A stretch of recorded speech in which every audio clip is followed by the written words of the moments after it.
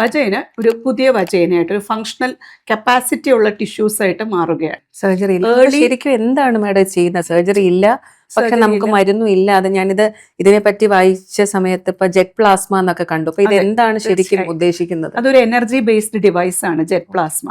അപ്പൊ നമുക്ക് ഇതിനകത്ത് നോൺ സർജിക്കൽ ഓപ്ഷൻസ് ആണെന്ന് ഞാൻ പറഞ്ഞു. അതായത് ഫങ്ഷണൽ റീജനറേറ്റീവ് ഗൈനക്കോളജിയാണ് നമ്മൾ എയിം ചെയ്യുന്നത്. ഇപ്പൊ ഞാൻ പറഞ്ഞു, ഡെലിവറി കഴിഞ്ഞ സ്ത്രീകൾക്ക് ഉണ്ടാകുന്ന ക്ലേശം, അല്ലെങ്കിൽ പോസ്റ്റ് മെനോപോസൽ സമയത്ത് സ്ത്രീകൾക്ക് ഉണ്ടാകുന്ന ബുദ്ധിമുട്ട്. അപ്പൊ ഈ എനർജി ബേസ്ഡ് ഡിവൈസിന്റെ പ്രയോജനം എന്താണെന്ന് വെച്ചാൽ, പ്രത്യേകിച്ച് നമ്മുടെ ഹോസ്പിറ്റലിൽ യൂസ് ചെയ്യുന്ന ജെറ്റ് പ്ലാസ്മ തെറാപ്പിയാണ്. അതൊരു പ്ലാസ്മ എനർജിയാണ്. നമുക്ക് എല്ലാവർക്കും അറിയാം, സോളിഡ് ലിക്വിഡ് ഗ്യാസ് പോലെ ഫോർത്ത് സ്റ്റേറ്റ് ഓഫ് മാറ്റർ ആണ് പ്ലാസ്മ. ഈ ഡിവൈസ് ഒരു പ്ലാസ്മ ഡിവൈസ് ആണ്, DC എനർജിയാണ്. ഇപ്പൊ DC എനർജിയുടെ ഗുണം നമ്മൾ പണ്ട് ഫിസിക്സിൽ പഠിച്ചിട്ടുണ്ട്. DC എനർജി പ്രിസൈസ് ആണ്, ഫോക്കസ്ഡ് ആണ്, AC പോലെ വൈഡ് സ്പ്രെഡ് ഇല്ല. അപ്പം ഇതിൽ കൊടുക്കുന്ന ഈ പ്രിസൈസ് എനർജി ടിഷ്യൂസിനെ റിസ്റ്റോർ ചെയ്യുക.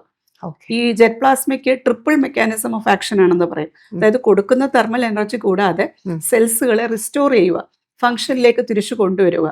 അതിനകത്ത് ഫൈബ്രോബ്ലാസ്റ്റിന്റെ ഉൽപാദനം കൂടുന്നു, കൊളാജൻ ഫോർമേഷൻ കൂടുന്നു, സെല്ലുകളിലേക്ക് രക്തയോട്ടം കൂടുന്നു, സെൽ വോളിയം പഴയതുപോലെ ആകുന്നു. റീജനറേഷൻ ആണ് ഉദ്ദേശിച്ചത്. റീജനറേഷൻ. വജൈന ഒരു പുതിയ വജൈനയായിട്ട് ഒരു ഫങ്ഷണൽ കപ്പാസിറ്റി ഉള്ള ടിഷ്യൂസ് ആയിട്ട് മാറുകയാണ്.